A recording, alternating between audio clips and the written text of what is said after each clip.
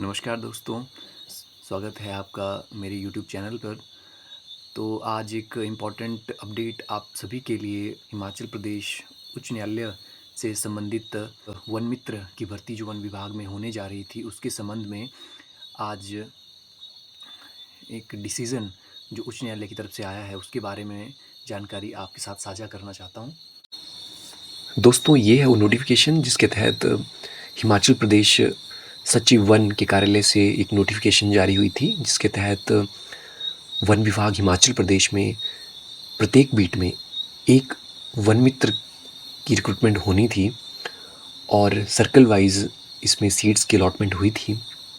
तो जल्दी जल्दी में इस नोटिफिकेशन के तहत जो roles, responsibilities, recruitments, eligibility criteria और जो चीज़ें भी नोटिफाई हुई थी उसके बारे में थोड़ी सी डिस्कशन कर लेते हैं, जिससे हमारे जो अब कैंडिडेट सिलेक्ट होने वाले हैं उनको आने वाले समय में काफ़ी हेल्प मिलने वाली होगी। तो जल्दी जल्दी से हम थोड़ी सी डिस्कशन इस पे कर लेते हैं। जैसे कि आप सभी को पता है कि जिन्होंने भी इस रिक्रूटमेंट में भाग लिया है वो बखूबी जानते हैं कि जो एलिजिबिलिटी क्राइटेरिया था वो क्या था और आपकी वैल्यूएशन जो होगी वो कितने और किन पॉइंट्स के ऊपर होने वाली थी। जैसे कि नोटिफिकेशन में आपको क्लियर है कि आपकी टोटल 7 पॉइंट्स के ऊपर इवैल्यूएशन होनी थी, जिसको हम वीडियो के अगले भाग में भी डिस्कशन करेंगे। तो जो ये आप देख रहे हैं कि पॉइंट नंबर 7 पे जो पर्सनल इंटरव्यू है 10 नंबर का, इसके ऊपर एक CWP उच्च न्यायालय हिमाचल प्रदेश में दर्ज हुई थी और इसमें ऑब्जेक्ट किया गया था कि हिमाचल प्रदेश में और जैसे कि भारत सरकार में भी क्लास 3 और क्लास 4 में जो रिक्रूटमेंट्स की जाती हैं उनमें इंटरव्यू नहीं ली जाती और हिमाचल प्रदेश में भी ये डिसीज़न लिया गया था 2017 में कि क्लास 3 और क्लास 4 में जो भी भर्तियां होंगी उनमें कोई भी इंटरव्यू नहीं लिया जाएगा। तो इसके ऊपर किसी कैंडिडेट ने या किसी व्यक्ति ने ऑब्जेक्ट किया था और उसी के रिगार्डिंग आज हमारा ये डिसीज़न आया है। तो उस डिसीज़न का क्या इम्पैक्ट रहेगा उसको हम इस वीडियो के लास्ट में डिस्कशन करेंगे। तो आइए जानते हैं सबसे पहले इस योजना के बारे में कि ये किस बारे में थी और क्या मोटिव था इसको विभाग में लाने के लिए। हम जल्दी से डिस्कशन कर लेते हैं। जैसा कि ये नोटिफाई हुई थी, इस पे हम उसका बैकग्राउंड जान लेते हैं कि सबसे पहले जैसे आपको पता ही है हिमाचल प्रदेश में अक्सर आप देख ही रहे हैं कि पॉपुलेशन का एक्सटेंट है वो बढ़ चुका है, अर्बनाइजेशन है, इंडस्ट्रियलाइजेशन है और इससे हमारे पर्यावरण को बहुत ज़्यादा नुकसान हो रहा है। इशू है हमारी फॉरेस्ट फायर्स जो लास्ट ईयर और इस साल बहुत ज़्यादा आपको देखने को मिला होगा कि हमारे बहुत सारे जंगल जले हैं और इसी के साथ साथ जैसे बहुत सारे डेवलपमेंटल वर्क्स हमारे हो रहे हैं, जैसे रोड कंस्ट्रक्शन है, बिल्डिंग्स हैं, एनक्रोचमेंट के इश्यूज़ हमारे लगातार रह रहे हैं, डिफॉरेस्टेशन है, अनमैनेज्ड जो नॉन टिम्बर फॉरेस्ट प्रोड्यूस है उनके रिगार्डिंग है। तो इन सभी के चलते जो है हमारे पहाड़ी क्षेत्रों में जो हमारी इकोलॉजिकल सिस्टम है उस पे इम्बैलेंस जैसा क्रिएट हो रहा है और इस वजह से जो हम देखते हैं कि नेचुरल कैलेमिटीज़ जो ईयर बाई ईयर हमें थोड़ा अलार्मिंग सिचुएशन में ला रही हैं। तो हमें इन सभी को मद्देनज़र रखते हुए कोई ना कोई एक प्रिवेंटिव मेजर जो लेना था वो हमें कहीं ना कहीं अपनी एक्टिविटीज़ में, अपनी वर्किंग में लेना होगा। वन विभाग जो है अपने स्तर पर काफ़ी प्रयास कर रहा है, परंतु वन विभाग के जो एफ़र्ट्स हैं वो अकेले इसमें काफ़ी नहीं हैं, क्योंकि लोगों की भागीदारी होना इसमें बहुत ज़रूरी है। और इसी पॉइंट को अपने मद्देनज़र रखते हुए कि क्यों ना, जैसे कि आज तक आपने बहुत सारी डिस्कशंस देखी होंगी, बहुत सारे प्रोग्राम्स देखे होंगे जिनमें लोगों की भागीदारी को सुनिश्चित किया गया था, परंतु पहली बार इस बात को सुनिश्चित किया गया था कि क्यों ना जो विभाग में रिक्रूटमेंट की जाएगी वो किसी ऐसे व्यक्ति की रिक्रूटमेंट होगी जो वहाँ का एक लोकलाइज्ड पर्सन होगा, जिसे इकोलॉजी की थोड़ी समझ होगी, फॉरेस्ट्री की समझ होगी और वो फॉरेस्ट्री में अपना एक एक्टिव रोल प्ले करेगा। इसके चलते ये एक डिसीज़न लिया गया और इसको इम्प्लीमेंट करने की तरफ सोचा गया। तो प्रपोजल एंड जस्टिफिकेशन के बारे में हम जानें तो वनों को सुरक्षित रखने और इनमें स्थानीय लोगों की भागीदारी को सुनिश्चित करने के लिए ये एक पहल है और कम्युनिटी को इन्वॉल्व करवाना इसलिए भी ज़रूरी है क्योंकि जो हमारे वन संसाधन हैं, हमारा फॉरेस्ट गार्ड है, ब्लॉक अफ़सर हैं, रेंज अफ़सर्स हैं या एसीएफ साहिबान हैं, डीएफओ साहिबान हैं, वो इन वनों का यूटिलाइजेशन नहीं करेंगे। ओवरऑल जो यूटिलाइजेशन जो फॉरेस्ट का हमारा होगा वो वहाँ के लोकल हैबिटेशन ही करेगी। तो क्यों ना उनको भी इस बारे में अवेयर कराया जाए कि आने वाले समय में जब कभी भी उनकी आने वाली जनरेशन होगी वो उन संसाधनों का यूज़ करेगी, तो क्यों ना वो उसकी प्रिजर्वेशन कंजर्वेशन में अपना एक्टिव रोल प्ले करें। वन मित्र का जो इम्पोर्टेंट रोल है वो यही होगा कि क्योंकि एक वो लोकल एंगेजमेंट है और दूसरा उसका जो कम्युनिटी से है वो लगाव भी रहेगा, लोगों को उसके साथ एक सद्भावना भी होगी कि वो हमारे बीच का एक बंदा है। जैसे कईयों की एक भावना रहती है कि कोई फॉरेस्ट गार्ड ब्लॉक अफसर अगर कहीं पोस्टेड होता है तो वो कहीं बाहर का है, उसके साथ उतना अटैचमेंट होने के लिए उसको थोड़ा समय लगता है। बट जो वहाँ का लोकलाइज्ड पर्सन होगा, वन मित्र जो रिक्रूट होगा, वो लोगों के बीच का बंदा होगा, उनको उसके साथ कोई मतलब सद्भावना ज़रूर रहेगी।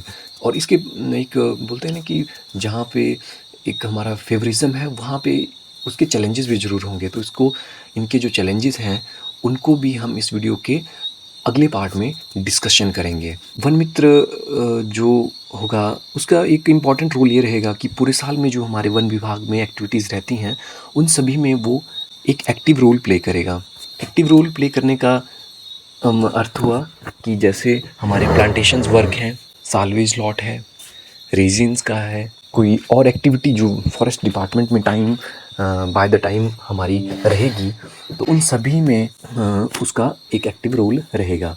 जैसा कि आपको पता ही है कि हर एक बीट में एक वन मित्र हमारा एंगेज होगा। मैं थोड़ा सा ब्रीफ कर दूं आपको कि बीट जो है हमारे फॉरेस्ट वर्किंग में सबसे छोटा यूनिट है बीट, जिसमें कुछ फॉरेस्ट आपके होते हैं। हमारे बीट का जो एरिया है वो वेरी करता है, कोई स्टैंडर्ड एरिया नहीं रहता है। जैसे फॉरेस्ट एरिया होगा और कुछ प्राइवेट होगा, कुछ हमारे अनक्लासिफाइड एरियाज़ होंगे, उनको मिला के एक बीट का एरिया कंस्टिट्यूट होगा। बीट का एरिया जोग्राफिकली 3000-4000 हेक्टेयर भी हो सकता है।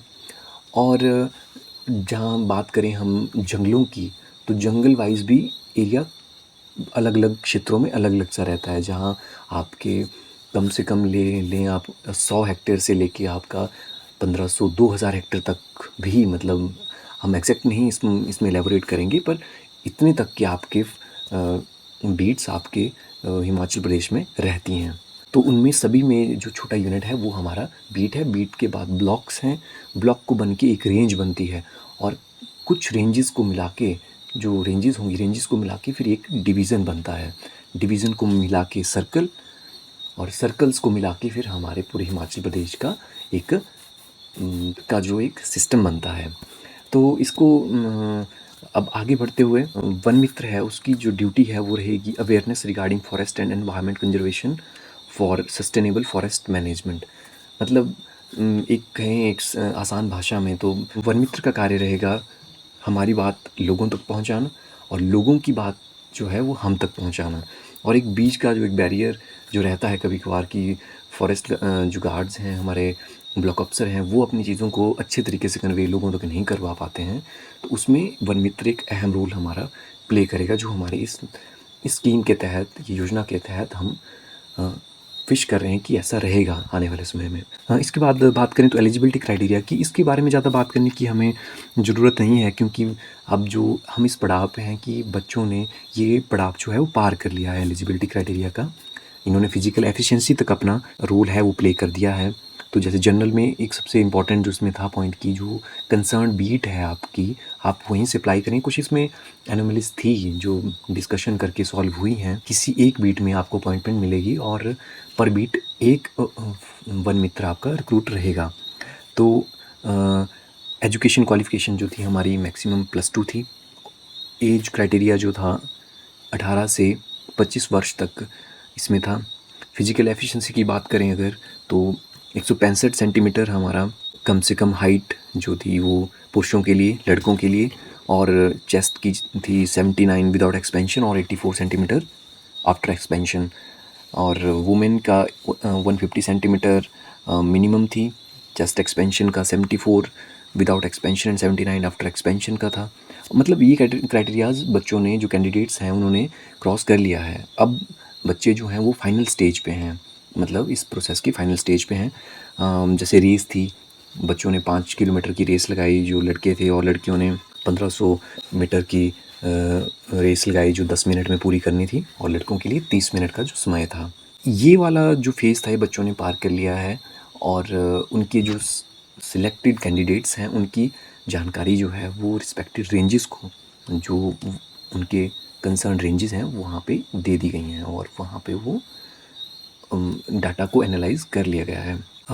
जैसे नोटिफाई की बात करें तो नोटिफिकेशन हमारी इसमें जो थी, नोटिफाइंग अफसर जो थे वो रेंज फॉरेस्ट ऑफिसर थे, उन्होंने अपने बिहाफ पे इसको नोटिफाई किया, नोटिफिकेशन को अपने रेंजेस के बिहाफ पे, मतलब। तो वहाँ से और बच्चों ने जो नेसेसरी डॉक्यूमेंट्स थे वो अपने फॉर्म के साथ सबमिट किए थे, और उनकी बेसिस के ऊपर ही उनकी स्क्रूटनी की गई थी before the physical efficiency test. तो इसमें सिलेक्शन और एंगेजमेंट की बात करें तो जो कमेटी है उसमें हमारे जो कंसर्न्ड, जिस सब डिवीज़न के तहत वो रेंज आ रही है, तो उसका जो सब डिविजनल मैजिस्ट्रेट होंगे वो इस कमेटी के चेयरमैन, और डीएफओ, एसीएफ जो डिवीज़न के हैं वो उसमें मेंबर हैं, और आरओ कंसर्न, आरओ मतलब वन परिक्षेत्र अधिकारी जो हैं वो मेंबर सेक्रेटरी इस कमेटी में रहेंगे। इसके पश्चात जो इवैल्यूएशन क्राइटेरिया था हमारा 100 नंबर का, वो कुछ इस प्रकार से था, मतलब जिनके +2 में मार्क्स थे उसमें जो परसेंटेज बन रही थी उसको 0.75 से मल्टीप्लाई करना था, वो आपको मार्क्स अलॉटेड होने थे +2 के बेसिस के ऊपर। अगर ईडब्ल्यूएस बीपीएल का क्राइटेरिया कोई फुलफ़िल कर रहा था उसको 2 मार्क्स, जो एससी एसटी ओबीसी का क्राइटेरिया फुलफ़िल कर रहे थे उनको 2 मार्क्स, जो एनसीसी एनएसएस का जो क्राइटेरिया था, चाहे उनके पास 1 साल 2 साल का जो अनुभव था, एनसीसी में ए बी सी सर्टिफिकेट के हिसाब से जो 2 मार्क्स 3 मार्क्स या 5 मार्क्स का इसमें प्रावधान था मैक्सिमम।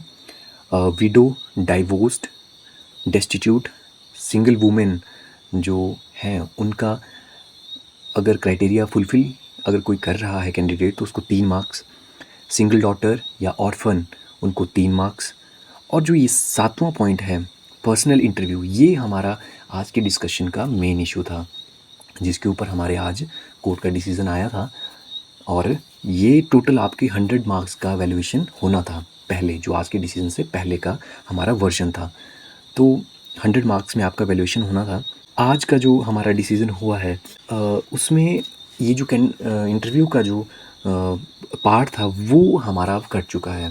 पहले ऐसा था कि आपकी जो 6 पॉइंट्स तक की वैल्यूएशन हो जानी थी, भी टोटल मार्क्स आपके कितने बने, क्या रहा। उसके बाद आपका पैनल ऑफ 3 बनना था, जो हमारे टॉप मेरिट्स में टॉप 3 कैंडिडेट हमारे रहने थे, उनका पैनल हमारा बनना था, और उनका हमें पैनल बना के उनकी इंटरव्यू होनी थी, जो हमारी 10 मार्क्स की थी। बट अब जो ये आज का डिसीज़न माननीय उच्च न्यायालय का रहा है, उसके बाद जब इंटरव्यू नहीं रहेगा तो इसका मतलब ये क्लियर हो गया कि बच्चों के जो नंबर बन रहे थे वो ऊपर जो ये 6 पॉइंट्स आपको दिख रहे हैं, इनमें से ही आपकी जो मेरिट है वो बनेगी। और अब तो ये क्लियर है कि बच्चों को खुद का अपना मार्क्स तो क्लियर है कि मेरे जी इतने मार्क्स बन रहे थे, इन मार्क्स के बेसिस के ऊपर ही आपकी मेरिट बनेगी। और मेरिट के बाद अब जब ये जो डिसीज़न कोर्ट का आ गया है तो इसके बाद जो है वो अभी सेगमेंट हट जाएगा, आपकी वैल्यूएशन जो है वो 90 मार्क्स की रहेगी, और उसी में से ही पैनल ऑफ 3 बनेगा। ये पैनल ऑफ 3 क्या चीज़ है कि जैसे अगर कोई कैंडिडेट है वो मेरिट में टॉप कर रहा है, मान लो, ठीक है, उसकी सिलेक्शन आपकी बन जाएगी, मतलब पैनल आपका बनेगा, जो टॉप 3 कैंडिडेट्स होंगी उनका बनेगा, पर जो कैंडिडेट आपका टॉप करेगा उसको अपॉइंटमेंट लेटर जो होगा वो अपॉइंटमेंट अथॉरिटी इशू करेगी, और वो अपना मेडिकल सबमिट करवा के और रिक्विजिट डॉक्यूमेंट जो होंगे वो सबमिट करवा के अपना अपॉइंटमेंट उसका रहेगा इस पोस्ट के ऊपर। परंतु किसी कारण से वो अगर मतलब ज्वाइन नहीं कर पाता है, किसी वजह से वो ज्वाइन नहीं कर रहा है, तो मेरिट में जो कैंडिडेट इस पैनल में जो अगला कैंडिडेट होगा उसको मौका मिलेगा, वो फिर मतलब जॉइन करेगा। अगर वो भी किसी कारणवश अगर जॉइन नहीं कर पाता है या अगर नहीं कर रहा है, तो पैनल में जो तीसरा हमारा कैंडिडेट होगा वो उस पोस्ट के लिए एलिजिबल होगा और उसको अपॉइंटमेंट लेटर इशू किया जाएगा। जो ये हमारा टोटल रिकॉर्ड है वो अ, हमारा रेंज स्तर पर मेंटेन होगा। जैसे इसमें एक बात मैंने कही कि मेडिकल आपका बनेगा, तो मेडिकल आपका एमओ से बीएमओ से वो साइन होके जो हमारा इस नोटिफिकेशन के लास्ट में हमारा एक मेडिकल के लिए फॉर्म बना है।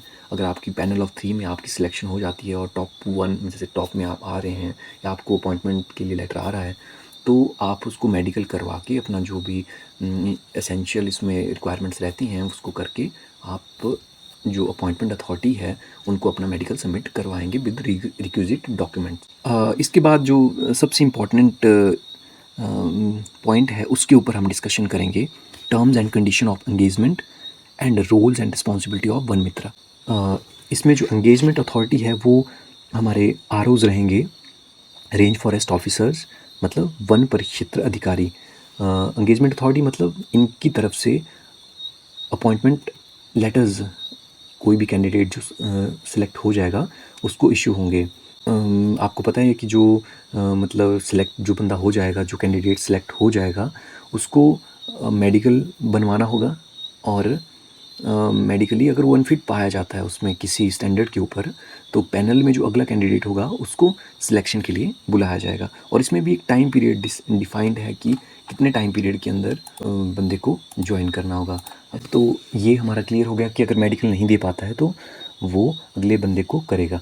इसके बाद जो अगला पॉइंट है हमारा कि आप जो वन फॉरेस्ट में जो वन मित्र भर्ती होंगे उनकी ड्यूटी जो होगी वो नॉन ट्रांसफरेबल होगी। मतलब उसी बीट में जहाँ आपको अपॉइंटमेंट मिलेगी वहीं पे आपकी ड्यूटी सेवाएं ली जाएगी, वहाँ से आपकी ट्रांसफ़र किसी अन्य बीट में या क्षेत्र में नहीं होगी। इसके बाद बात करें तो ड्यूटी आवर्स आपके जो हैं वो 6 घंटे के होंगे और इसके लिए अमोल्यूमेंट्स आपके 10,000 प्रति महीने के हिसाब से मिलेंगे। लीव की बात करें, 1 महीने की ड्यूटी देने के बाद 1 दिन की लीव और इसी प्रकार आपको 12 महीने के लिए 12 लीव्स जो आपकी होंगी कैजुअल लीव्स। और गैजेटेड हॉलीडेज़ और संडे सभी छुट्टियां रहेंगी। और जैसे कि आपको पता ही है कि छुट्टियां जो हैं वो कैरी फॉरवर्ड नहीं होंगी, कैलेंडर ईयर वाइज ही यूटिलाइज़ करनी पड़ेंगी। मतलब अगर किसी कैलेंडर ईयर में कोई कंज्यूम नहीं कर पाता है अपनी छुट्टियों को तो वो अगले वर्ष के लिए ट्रांसफ़र या कैरी फॉरवर्ड नहीं होंगी। वैसे ही फीमेल्स के लिए लेस देन 2 सर्वाइविंग चिल्ड्रन की कंडीशन को फुलफ़िल करते हुए 180 डेज़ के लिए मैटरनिटी लीव है और 45 डेज़ मैटरनिटी लीव है इन केस ऑफ अबॉर्शन। इसमें एक और इम्पॉर्टेंट बात है कि अगर 1 हफ़्ते से ज़्यादा के समय के लिए अगर कोई कैंडिडेट जो है वो अब्सेंट रहता है तो उस अब्सेंस में जो है उसका कैंडिडेचर जो होगा, उसकी सिलेक्शन जो होगी वो कैंसिल हो सकती है और बिना पेमेंट के कैंसिल हो सकती है। अगर कोई आपका जैसे आप मतलब महीने के 20 दिन आप प्रेजेंट रहे और अगले 7 दिन आप अगर एब्सेंट रहते हैं तो आपको उस महीने की पे नहीं मिलेगी और आपका जो सिलेक्शन होगा वो राइट अवे कैंसिल किया जाएगा। बात करें मॉनिटरिंग की तो एक सेल्फ इवैल्यूएशन फॉर्मेट रहेगा जो कंसर्न फॉरेस्ट गार्ड और बीओज़ के माध्यम से रेंज कार्यालय में दिया जाएगा और वहाँ से फर्दर डिवीज़न कार्यालय को भेजा जाएगा। इस फॉर्मेट की इवैल्यूएशन के आधार पर ही वन विभाग में इस योजना के रिवीजन अमेंडमेंट के बारे में प्लानिंग की जाएगी। दोस्तों अगर बात करें नोटिस फॉर डिसएंगेजमेंट की, तो अगर कोई सिलेक्टेड कैंडिडेट जो है वो जॉब छोड़ना चाहता है अपनी, तो वो 1 महीने के प्रायर नोटिस के साथ अपनी जो इन्फॉर्मेशन है वो रेंज कार्यालय को दे सकता है और फर्दर जो अप्रूवल इसका मिलेगा वो वन मंडल कार्यालय से मिलेगा। इसके बाद अगर बात करें डिसकंटिन्यूएंस ऑफ एंगेजमेंट का, तो in case of misconduct, misbehaviour, unsatisfactory performance के आधार पर जो कोई भी सिलेक्टेड कैंडिडेट होगा, जो एंगेजमेंट है वो डिसकंटिन्यू कर दिया जाएगा। हालांकि अगर वन परिक्षेत्र अधिकारी स्तर पर अगर ये डिसएंगेजमेंट होती है तो जो कैंडिडेट है उसको एक अपॉर्चुनिटी मिलेगी अपना पक्ष रखने के लिए वन मंडल अधिकारी के पास। अगली बात करें रिकॉर्ड की, तो वन रक्षक की तरह वन मित्र भी अपना दिन प्रतिदिन का रिकॉर्ड मेंटेन करेंगे और वो रिकॉर्ड अपने पास उनका रहेगा और इस रिकॉर्ड को वो महीने के अनुसार मतलब हर एक महीना मेंटेन करेंगे और सुपरवाइज़र जो उनके रहेंगे वो वन खंड अधिकारी रहेंगे और वो उसको वेरीफाई करेंगे, सर्टिफाई करेंगे। इसके पश्चात बात करें रेगुलर अपॉइंटमेंट की, तो कोई भी कैंडिडेट जो सिलेक्शन ले लेता है इसमें वो रेगुलर अपॉइंटमेंट के लिए अप्रोच नहीं करेगा या रेगुलर अपॉइंटमेंट का यहाँ कोई ऑप्शन नहीं दिया गया है। हालांकि ये मानना है कि अगर फर्दर ये कंटिन्यू हमारा रहता है स्कीम, तो आगे आने वाले समय में इसी स्कीम से वन रक्षकों के पद पर भी प्रमोशन मिल सकता है, जो कि आने वाले समय की बात है।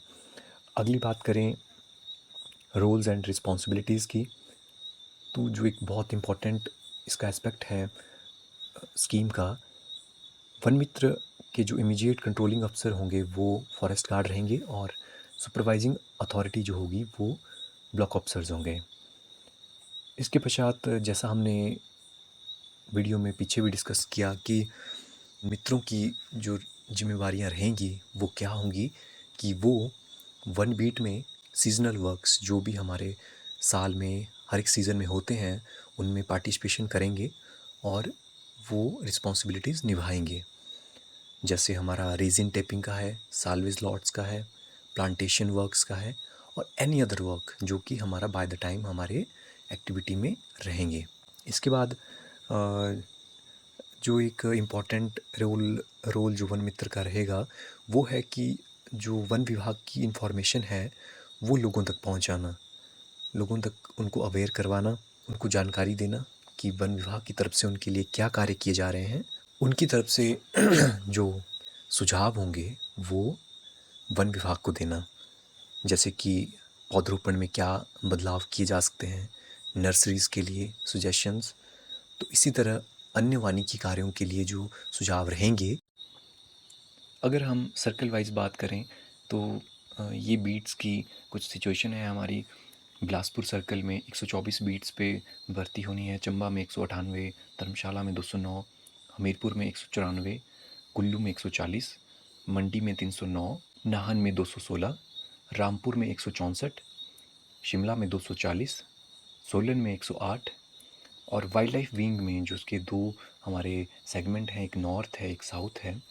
नॉर्थ जो धर्मशाला से मॉनिटर होता है उसमें 30 पोस्टें हैं और शिमला वाले में 77 और great Himalaya national park Samshi में जो है 52 पोस्टें इसमें रहेंगी।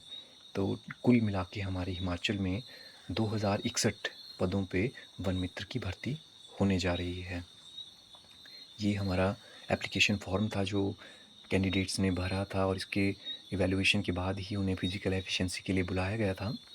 और ये फॉर्म एनेक्जर 3 जो है फॉर्म ऑफ मेडिकल सर्टिफिकेट, ये फॉर्म जो होगा कैंडिडेट भरेंगे जब वो शॉर्ट लिस्ट हो जाएंगे, पैनल ऑफ 3 में होंगे और पैनल ऑफ 3 में भी जो उसके पैनल के टॉप पे रहेगा और उसको अपॉइंटमेंट लेटर इशू होगा, वो इस फॉर्म को duly signed by medical officer BMOs submit करवाएगा। तो ये रही हमारी नोटिफिकेशन के रिगार्डिंग। और अब हम बात करेंगे जो आज का हमारा डिसीज़न है। दोस्तों ये है हमारा डिसीज़न CWP नंबर 1098/2024। इसमें माननीय उच्च न्यायालय ने 6 अगस्त 2024 को अपना डिसीज़न था वो रिज़र्व रखा था और आज 3 सितंबर 2024 को न्यायालय ने अपना डिसीज़न जो है सुनाया है। इसमें जो ओवरऑल डिस्कशन हुई है वो सेंट्रल गवर्नमेंट और स्टेट गवर्नमेंट के जो हमारे रिसेंट रिक्रूटमेंट्स हैं और जो स्पेशली जो उच्च न्यायालय ने कोट किया है कि 17 अप्रैल 2017 को राज्य सरकार द्वारा ये क्लियर किया गया था कि जो क्लास 3 और क्लास 4 के लिए जो हमारी रिक्रूटमेंट्स रहेंगी उनमें इंटरव्यू का कोई प्रावधान नहीं रहेगा, परंतु आगे आने वाले पॉइंट्स में स्टेट गवर्नमेंट ने अपने इस प्रोविज़न को चैलेंज किया था या मतलब डिफेंड किया था कि क्यों इस रिक्रूटमेंट में इंटरव्यू का प्रोविज़न रखा गया था। और बट फाइनल जो अपब्रिंगिंग हमारी और डिसीज़न मेकिंग रही इसमें, तो कोर्ट ने लास्ट में अपने पॉइंट नंबर 25 में ये चीज़ क्लियर की है,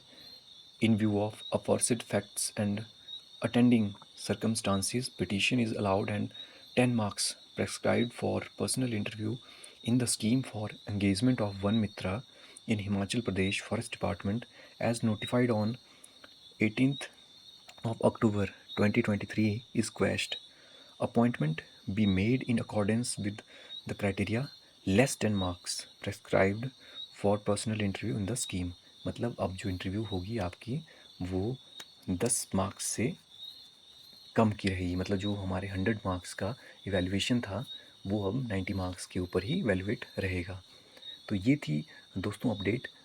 आगे आने वाली अपडेट्स के लिए आप चैनल के साथ जुड़े रहें, और कोई भी वन मित्र के रिगार्डिंग या किसी और इन्फॉर्मेशन के रिगार्डिंग कोई अपडेट रहेगी तो आपको अवगत कराया जाएगा।